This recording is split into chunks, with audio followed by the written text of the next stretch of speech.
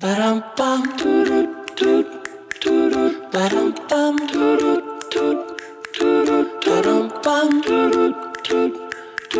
ba-dum-bum, easy as pie, lemon, apple or cherry, loving you is so very. Fala turma, bem-vindos a mais um programa Jeito Goiano. E hoje vamos começar falando de um assunto muito importante: bronzeamento artificial. Vocês sabem o perigo?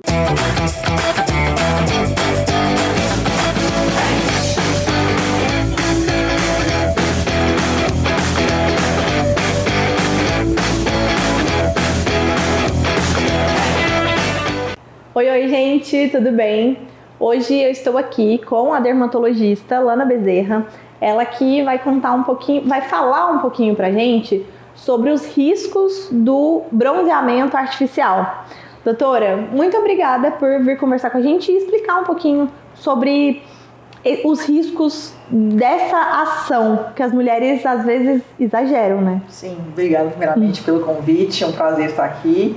Então, como dermatologista, a gente tem que realmente alertar sempre os riscos, né? Tanto do bronzeamento artificial quanto natural, mas o que mais chama atenção atualmente é o bronzeamento artificial, porque estão proliferando inúmeras clínicas desses bronzeamentos como se fosse algo permitido. Então, desde 2009 é proibido pela Anvisa, uma resolução foi proibida o funcionamento dessas câmeras de bronzeamento.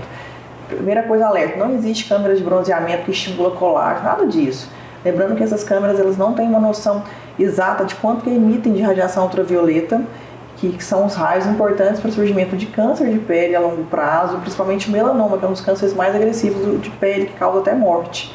Então, para vocês verem a gravidade disso, e o risco é não só do câncer de pele, mas envelhecimento precoce, manchas de pele, agravamento das doenças de pele causadas pela radiação. Então, N problemas que podem causar esses bronzeamentos artificiais que, infelizmente, estão aí funcionando normalmente.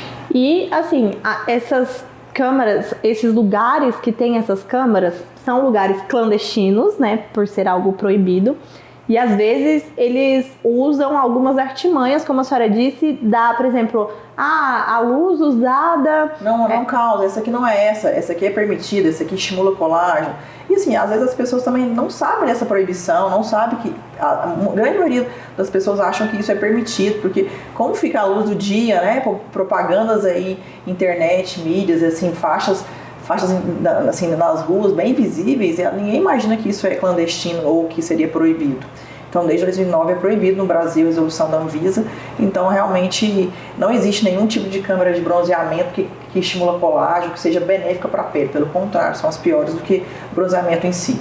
E na época em que foi proibido, eu lembro que, assim, teve muita discussão em cima disso, foi muito divulgado, mas com o passar do tempo, parou de falar. Tem mais de 10 anos essa resolução, desde 2009. A Organização Mundial de Saúde realmente alerta por esse risco dessas câmeras, que elas não são prováveis, elas causam câncer. Saiu a resolução hoje como causadoras realmente de câncer de pele, não como prováveis, né?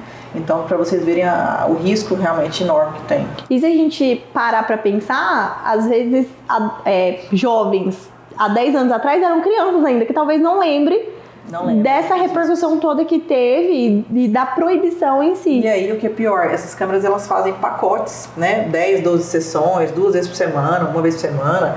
E isso é realmente assustador. A exposição é muito maior. Muito maior. E o índice de radiação é muito maior, né? Então a chance de risco é muito também. Doutora, e assim, eu tenho uma dúvida. É a mesma coisa o bronzeamento nessa câmara, o bronzeamento a jato e o bronzeamento ali, aquele que você faz no sol, que a pessoa fica ali, sei lá, 2 horas no sol, passa um produto para acelerar o bronzeamento. É a mesma coisa ou tem diferença? Não, são distintos. O que a gente orienta, às vezes, quem paciente gosta de bronzear, tentar fazer o bronzeamento a jato, que nada mais é que uma maquiagem. Você não vai precisando da exposição solar diretamente. Você faz uma esfoliação no corpo, faz uso daqueles jatos que é uma pigmentação, muitas vezes tem até um hidratante bom, e vão pigmentando. Existem até os autobronzeadores que você usa em casa também, para você dar uma melhorada na pigmentação da pele. Esses são permitidos, podem ser usados, se o paciente não tem um tipo de alergia, podem ser usados, são recomendados para quem que gosta de ficar mais moreno, sem o risco do sol. Já o bronzeamento natural ao sol, eles são prejudiciais se você realmente se expor para bronzear. Por que o sol é prejudicial? Não, tudo é em excesso. Se você se expõe ao sol 5 a 10 minutos, 2, 3 vezes por semana, produção de vitamina B, ok. Mas se você queira bronzear, ou seja, ganhar cor, ou seja, isso é uma forma de queimadura. Você tá tendo um dano ali, querendo ou não, irreversível. Lembrar que o sol tem efeito cumulativo. Quando é natural, teoricamente, depende do horário, você tem uma exposição à radiação tanto para ultravioleta A e B, de forma às vezes assim, menor do que uma câmera, por exemplo, que tem uma quantidade enorme de radiação ultravioleta. Enorme, grande quantidade, até porque você adquire a cor em muito pouco tempo. Né? Então, o sol, às vezes, tem sombra, tem as nuvens. Então, você tem um tempo ali maior, você acaba tendo uma radiação menor. Da ultravioleta A e B, por exemplo, depende da época da hora do dia ali, frente a B, né? Por exemplo, de manhã ela é mais tranquila, né? Já as câmeras não, você não tem, às vezes, essa mudança, e são realmente uma radiação muito intensa. É constante, né? Intensa. E qual que é a orientação para quem... eu queria pegar uma cor, vou pra praia. A gente vê muito isso, né? Vou pra praia, já queria pegar uma cor. Qual que é a orientação para essa pessoa? A orientação é que você não tente pegar aquela cor em um dia só. Que você, quero adquirir uma cor natural, que não seja bronzeamento a jato, mas tenta usar sempre filtro solar fator 30. Se expõe ao sol antes das 10 ou depois das 4 horas da tarde. Toma um pouquinho, 5 a 10 minutos de sol, 20 minutos no máximo ali. Um dia, 2, 3 dias toma um pouquinho mais. Então não tente queimar o sol de forma intensa, só num dia só de queimar. Vou ficar ali 3 horas no sol. E sempre usar um filtro solar, fator importante na face, no corpo, e você queimar aos pouquinhos aí, de forma mais protegida, e sempre horários melhores aí, antes das 10 ou depois das 4 horas da tarde. Doutora, quando a gente fala de sol, Goiás é muito quente, né? A gente tem um sol, a gente brinca, um sol de rachar. Sol pra cada pessoa. Também. E o tempo muito seco. Quais cuidados eu devo ter com a pele? Além de passar o protetor solar, por exemplo, quais cuidados eu devo ter com a minha pele para ela não sofrer tanto nessa época que, assim, judia, né? Primeira coisa que a gente tem que alertar é a questão dos banhos. A gente tem um hábito ruim no banho, de tomar banho muito tempo demorado. Muito quente. Então, de preferência, gente, banhos mais rápidos, frio para morno, sem uso de bucha, que é outro costume que as pessoas, principalmente em Goiás, têm, né? Uso de bucha. Aquela bucha grossona, aquela parte é verde, né? Então, as buchas, elas causam um dano na pele ali, deixando ela muito mais seca. E banho quente demorado, e uso de sabonetes que tem ação muito antisséptica. O pessoal ama um protesto da vida, então sim. Não é um sabonete para usar no dia a dia. Né? O ideal é você usar um sabonete mais neutros, ou uma linha mais que tem um poder de hidratação maior, banho rápido, frio para morno, e assim que acaba o banho, hidratar, que a gente fala que a regra dos primeiros 5 minutos depois do banho, enxugou, passou um bom hidratante ali para você tentar manter uma hidratação maior. E já me falaram, inclusive, da questão que o brasileiro, né, ele tem o hábito de tomar muitos banhos. Sim. Acho que por ser um lugar quente, né, a gente acaba tomando muitos banhos. Que também é algo... assim, o que a gente recomenda, assim, lógico que a gente está falando de pessoas que às vezes transpiram muito, tem um tipo de atividade laboral, assim, trabalha muito, transpira muito, então, assim, tiver que tomar realmente segundo banho, terceiro banho, lavar onde realmente precisa, genitália, pés, essas áreas, não precisar saboar tudo novamente. Então, dar preferência para as áreas que tem uma transpiração maior, que acumule sujeira maior, mas não tem que precisar lavar tudo de novo. Né? Então, a gente orienta o primeiro banho, realmente pode lavar tudo, e no segundo, lavar onde a gente precisa. Doutora, muito obrigada. Foi esclarecedor saber que existe diferença entre os bronzeamentos, os riscos que isso traz para a saúde a longo prazo. Eu agradeço muito. Se vocês tiverem qualquer dúvida, a gente vai deixar o Instagram da doutora aqui embaixo. Muito obrigada. Obrigada, até a próxima. Obrigada. Até a próxima. Tchau, tchau. Até a próxima. E o Papo de Amigos hoje é sobre assessoria de imprensa. E eu falei com a Alessandra Câmara.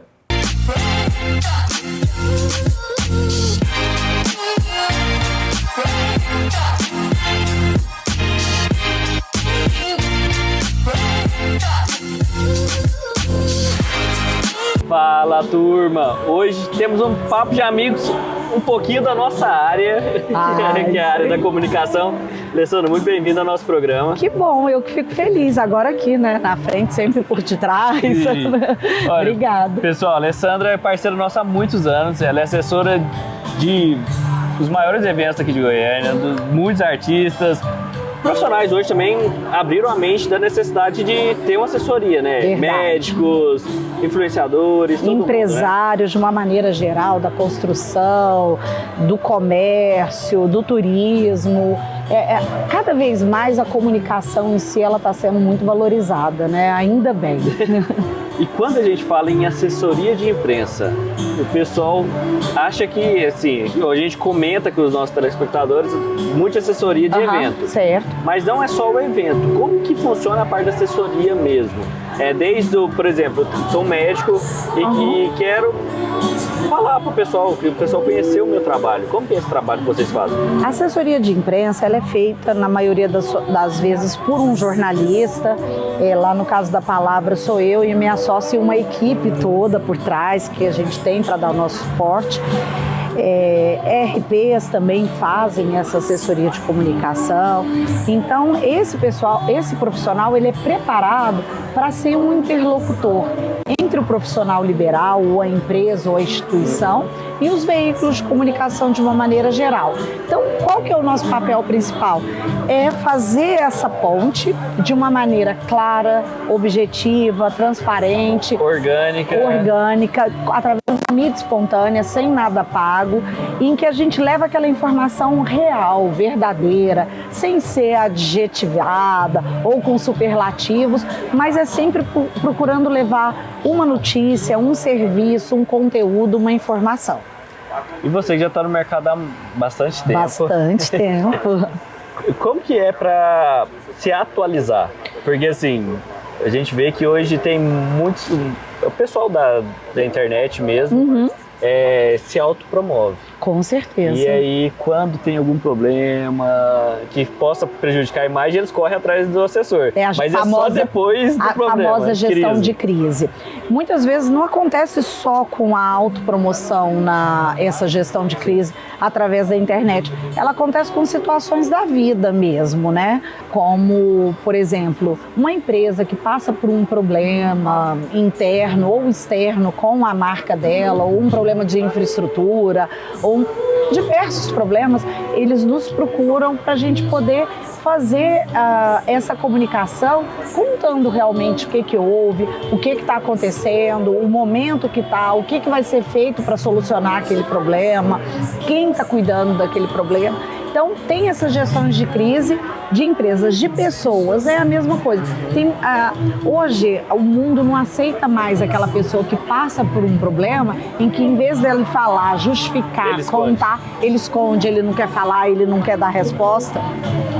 Mesmo que você esteja com a sua consciência tranquila, que você fala, não, eu não preciso explicar nada para ninguém, eu não preciso justificar, você tem que dar uma satisfação.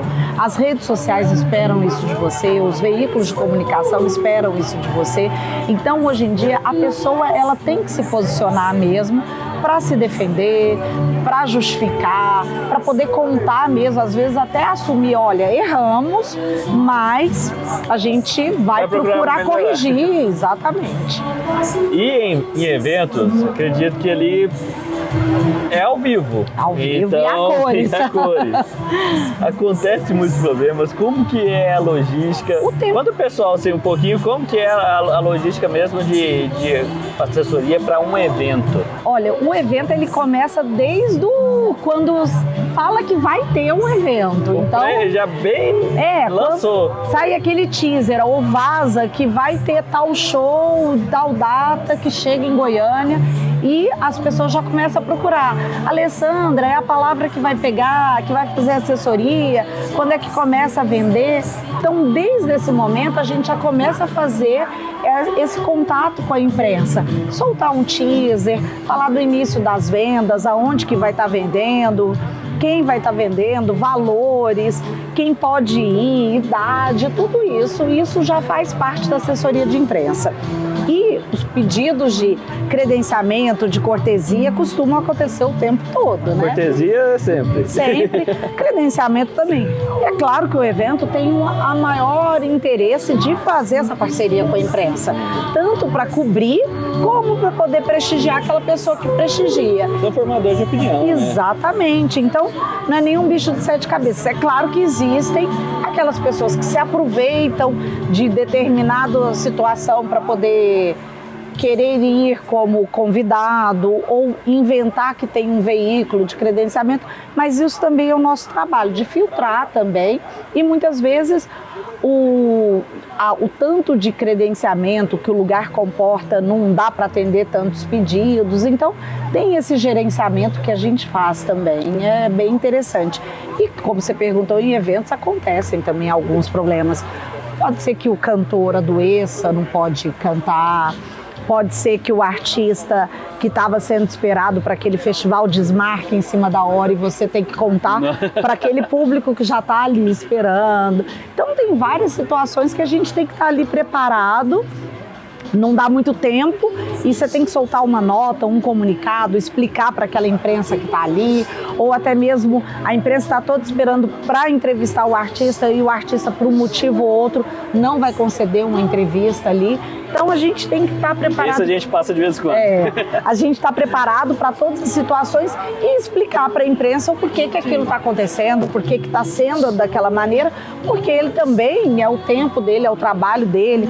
A imprensa sai da sua redação, sai das suas casas para ir ali, foi parceiro, divulgou. Então nada como ser transparente e explicar mesmo da melhor maneira possível, não esconder nada.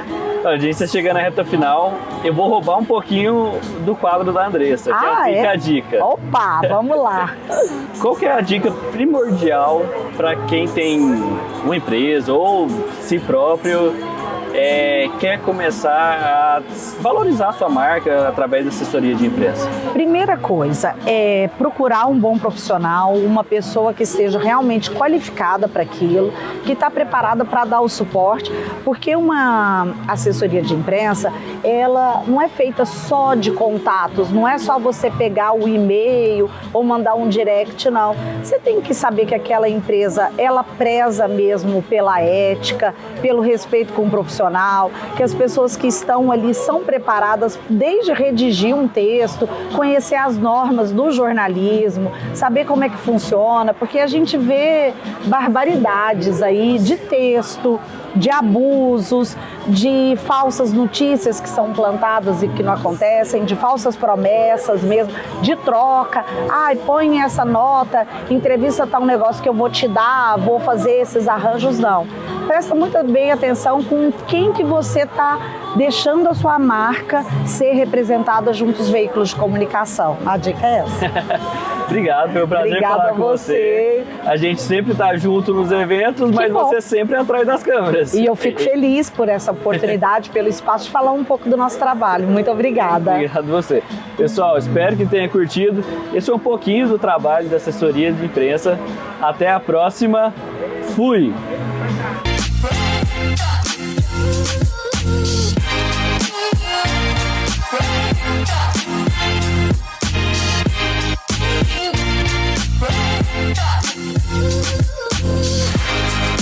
Não mude de canal, daqui a pouco estamos de volta. E se você quer ser um de nossos parceiros, é só chamar aqui no contato da tela. Biotina, Nutricolin, Zinco e Piridoxina. Esses são apenas alguns dos nutrientes que vão deixar seu cabelo e unhas mais saudáveis. Com uma incrível ação antioxidante, nós desenvolvemos este produto Cabelos e Unhas para ajudar a evitar a queda dos cabelos e na saúde da manutenção dos fios, além de deixar as suas unhas muito mais fortes. Por se tratar de um suplemento alimentar, pode ser usado tanto por homens quanto por mulheres e não tem contraindicação.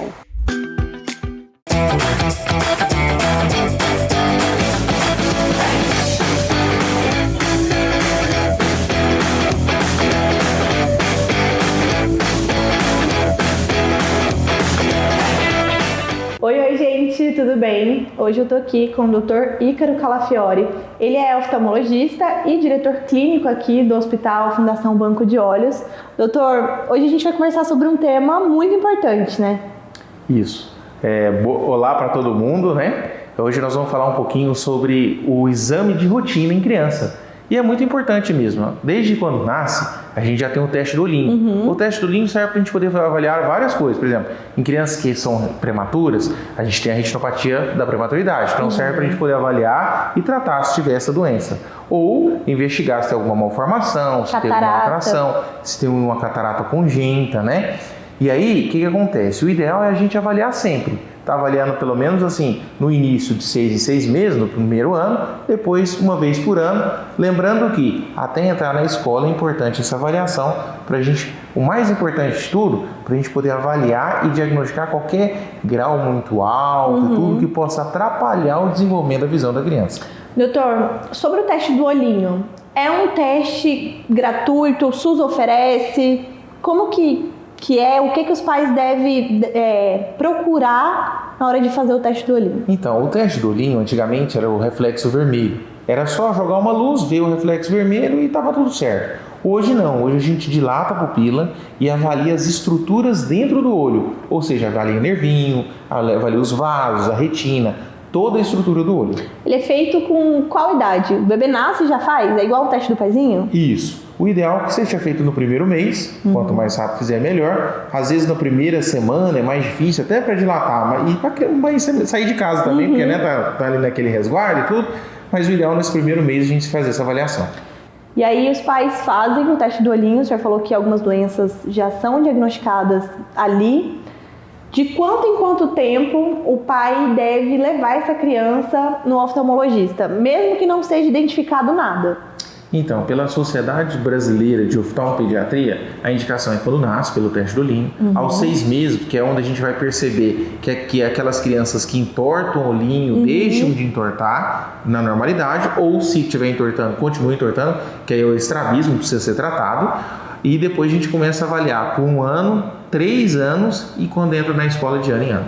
E eu acho que é um problema muito comum, né? Os pais não têm conhecimento, não sabem que precisam levar com uma certa frequência e aí só percebe que tem algum problema quando a criança, no caso do Thiago Leifert, por exemplo, ele percebe que a criança não está enxergando ali de um lado, está meio zonza, né, ali, ou na escola, que aí percebe que a criança senta mais atrás, não enxerga, ou sente dor de cabeça, a professora reclama. É muito comum, né? Na verdade, o que mais nos preocupa é quando ela tem uma visão boa de um lado e do outro lado tem um grau muito alto. Por quê? Porque como ela tem uma visão boa, ela consegue desenvolver normal, você não percebe tudo, e aquele outro lado que tem um grau mais forte, ele acaba sendo prejudicado, que a gente chama de vista preguiçosa na oftalmologia. Vai compensando de um lado. Isso, porque justamente o outro lado compensa tanto que o que é ruim acaba ficando ruim. A gente chama na oftalmologia como ambliopia, um nome diferente, mas nada mais é do que uma vista preguiçosa. Por quê? Porque o olho não aprendeu a enxergar daquele lado.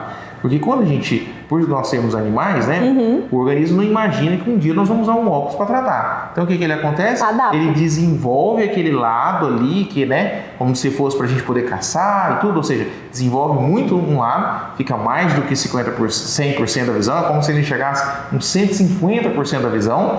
Agora, do outro lado, não, acaba tendo prejuízo. Mas isso é ruim, porque se você perde essa noção de ter os dois olhos enxergando bem, ajuda. Você perde, não procurar ajuda, você perde a noção de profundidade. Então é muito importante esse diagnóstico precoce para não deixar ter essa vista preguiçosa. E é nesse caso que a criança usa o tampão, por exemplo? Isso, a gente usa. Por que a criança usa o tampão? Ela usa o tampão no melhor olho para justamente desenvolver esse pior olho. Exercitar o olho que está preguiçoso. Exercita o olho que está preguiçoso. Então, por isso tem que ter esse diagnóstico, porque senão ela vai só desenvolvendo o olho melhor, ficando cada vez melhor, igual eu falei.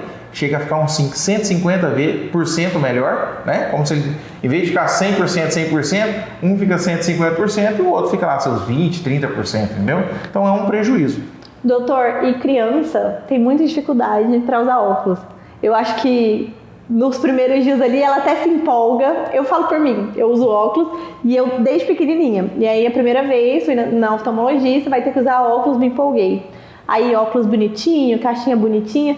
Só que depois, um trabalho para usar óculos, tinha que ficar brigando. O que a gente faz com uma criança que não quer usar tampão, porque eu acho que o tampão incomoda também? O tampão incomoda muito, por quê? Porque quando você está tampando o melhor olho, a visão cai daquela criança. E a criança não entende que aquilo ali é pro bem dela. Então, infelizmente, a gente tem que forçar um pouco mesmo. Você está fazendo aquilo ali por amor da criança. Não entendeu? tem por outro amor, meio, filho, né? Não tem jeito, é tentar brincar de outras coisas, para ver se ela esquece daquele tampão. Agora, quando você coloca um óculos que realmente a criança precisa, por exemplo, eu já peguei em casa no consultório de criança que tinha um alto grau de miopia. e colocou o óculos, essa criança não tira o óculos nem para tomar banho. Por quê? Porque ela melhorou a visão e ela sentiu que isso valeu a pena. Então, nesses casos, a criança não reluta. Por quê? Porque isso vai ajudar para ela, entendeu? Doutor, e nos últimos tempos, acredito que no último ano, teve um assunto que veio muito à tona depois que o Thiago Leifert descobriu que a filha dele tinha um problema no olho, um tipo de câncer, e foi muito discutido. O que é esse câncer? A partir de que idade que ele desenvolve? Então, o retinoblastoma, né, o que a filha do Thiago Leifert teve, nada mais é que um tumor na área da retina. O que é a retina? A retina é a área do olho, lá atrás do olho, no fundo do olho, que é responsável por captar a imagem e jogar para o cérebro. Então, ela é um tumor que acontece nesse tecido, é o principal tumor na infância, mas ele é raro. Ele acontece de 1 a cada 300 mil casos, entendeu? Então, assim, não é tão comum, mas dos tumores infantis e intraoculares, ele é o mais comum. Então, o que a gente percebe quando a criança está tendo esse retinoblastoma? Que isso que é importante os pais estarem atentos. O olhinho entortar, começar a ter um reflexo vermelho, não ter o reflexo vermelho, né? Ter um reflexo branco, que a gente fala de olho de gato, né? Aquele reflexo branco, ou seja, tá tirando aquelas fotos, aí olha lá, tirou a foto, um olho tá vermelho, o outro olho tá branco, tá repetindo, opa, alguma coisa tá errada. Pode ser que seja um tumor, pode, mas pode ser que o olhinho esteja torto também, tá batendo na foto o reflexo do nervinho do olho, mas está errado. Mas que tem como tratar, né? Que também tem que tratar. Ou seja, então se você está tendo, se você percebe na sua criança que tem um reflexo vermelho alterado, ou seja, esse reflexo branco, o olhinho torto, o olhinho pode ficar vermelho, lacrimejando, ou seja, tem alguns sintomas que a criança percebe, alguns sinais que o pai consegue perceber no olho da criança, e se tiver algum desses sinais, procurar o oftalmologista para investigar e tratar. Qual que é o problema do retinoblastoma principal? É por quê? Porque como ele é um tumor que começa no olho, ele pode se disseminar. Então, infelizmente, ele pode, inclusive, levar à morte da criança. É isso que eu ia perguntar. Tem tratamento? Tem que tratar no início, justamente para não ter essa disseminação, assim como aconteceu com o filho do Thiago Leifert. E, para finalizar, eu queria que o senhor desse dicas e orientações, mais do que o senhor já deu, para os pais que estão em casa com criança pequena, que não está tão acostumado a levar no médico. Olha, a criança normalmente a gente acaba não levando tanto no médico, principalmente de olho, porque está sempre bem e tudo. Mas, por exemplo, agora com esse advento de celular e tudo, é muito importante essa avaliação rotineira com o seu filho, justamente para evitar que tenha alguns problemas no futuro. Então, o importante é essa avaliação com frequência no oftalmologista, para a gente poder diagnosticar qualquer doença, qualquer alteração, seja falta de óculos ou seja doenças mais graves, como tumor, como um câncer, como... Inclusive tem o glaucoma congênito também, que a gente não comentou, que é quando a pressão alta do olho mata o nervinho do olho e leva à cegueira também. Então é importante essa avaliação de rotina para a gente poder fazer esse acompanhamento e essa avaliação. O senhor falou do celular, é uma coisa que tem desenvolvido outros problemas nas crianças? A questão do celular é o seguinte, como a criança está muito visão de perto, ela acaba podendo desenvolver mais miopia e como ela tem que fechar o olhinho para poder ver o celular, isso acaba desenvolvendo também estrabismo. Então hoje, se a gente consegue ver isso muito no consultório, crianças que desenvolveram estrabismo a partir de telas, principalmente depois da pandemia, que tudo veio para perto, né? O professor estava longe, veio para perto, os coleguinhas estavam longe, veio para perto. Tudo foi para online. Então tudo foi para longe e acabou que hoje não tem como a gente falar, não mexe no celular, mas a gente tem que evitar o máximo. Reduzir o tempo. Isso. Doutor, muito obrigada. Foi esclarecedor. Acredito que tenha tirado dúvidas de muitos pais. Olha, muito obrigado pelo convite. Queria fazer um convite para todos também. No mês de agora de novembro, dia 15 de novembro, dia 14 de novembro é o Dia Nacional do Diabetes. E dia 15 de novembro, aqui na Fundação Manto de Olhos, vai ter um mutirão de múltiplas especialidades, não só da parte da oftalmologia, para diagnosticar e tratar. Então, se você tem diabetes, saindo um pouco da criança, né? Se você tem diabetes, conhece alguém que tenha diabetes, venha para o mutirão. Esse mutirão é para a gente atender aí 2.000 pessoas. Maravilha. Então, assim, e tratar. Então, se tem diabetes, tem alteração no fundo do olho, vai ser levado, vai ser feito todo o acompanhamento para ver o pé diabético, ver como é que está o nervo, ver como é que está, se precisa fazer algum laser na retina, enfim, fazer todo um tratamento aí, tá bom? Então, se você tem diabetes, contamos com a presença de todos vocês aí no mês de novembro.